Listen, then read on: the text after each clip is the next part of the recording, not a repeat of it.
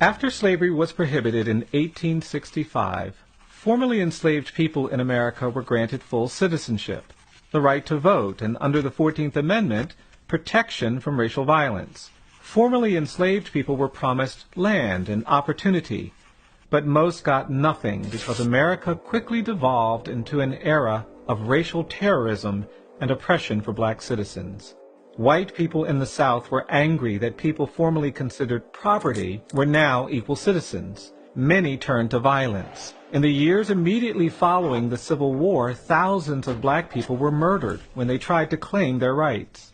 Soon afterwards, federal troops were withdrawn from the South, ending a brief period of racial progress known as Reconstruction.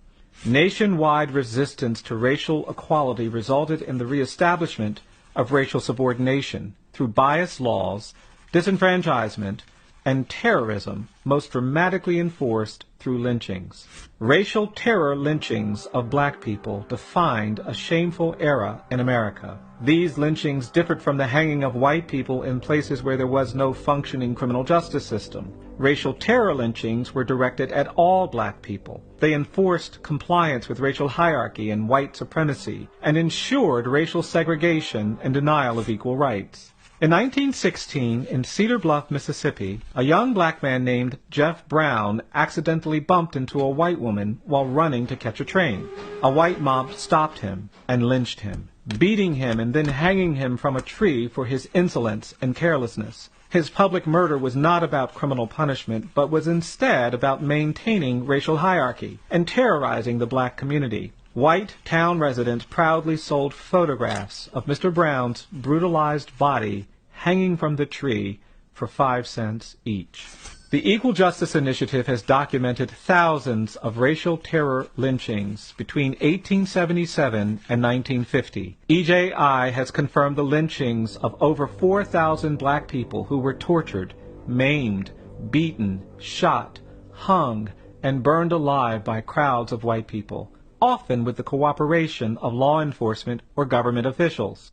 The terror of lynching was so widespread that millions of black people fled the South and settled in the urban North and West as refugees of American terror, shaping the current demographic geography of the United States. On July 5, 1933, an older black woman named Elizabeth Lawrence reprimanded a group of white children who threw rocks at her as she walked home from work. Word spread that a black woman had dared to rebuke white children, and that night an angry mob of white citizens lynched Ms. Lawrence for her audacity. Her home was then burned to the ground. Her son, Alexander, fled to Boston. Racial terror lynchings often have the atmosphere of carnivals, with food vendors and souvenir stands. Hundreds or thousands of white people would often gather to watch and take part in the torture and murder of black citizens. There has been no effort in America to confront this legacy of racial terror. While hundreds of Confederate monuments litter the landscape in southern states, there has been no public recognition of the violence endured by black people.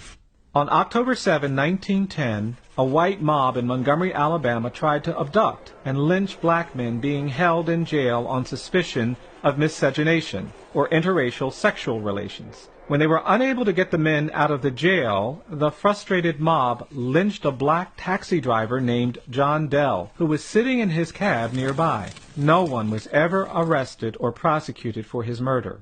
EJI's Community Remembrance Project collects soil from the many sites where terror lynchings occurred. Jars labeled with the names of murdered black citizens are on public display at EJI, a powerful visual reminder of history we must face. EJI is working to create a permanent memorial to honor victims of lynching, a place to reflect on America's history of racial violence. We hope to place historical markers at hundreds of lynching sites around the country. Contemporary issues like police violence, excessive punishment in the criminal justice system, and even harsh and punitive treatment of children of color in schools and on streets cannot be understood without a deeper examination into our history of racial violence. More truthful discourse and reflection on our history of racial injustice is essential for us to achieve racial equity. Confronting the legacy of lynching is critical to advancing this conversation. We hope you will join our effort to help towns, cities, and states confront and recover from these tragic histories of racial violence through truth and reconciliation, where there can truly be equal justice for all.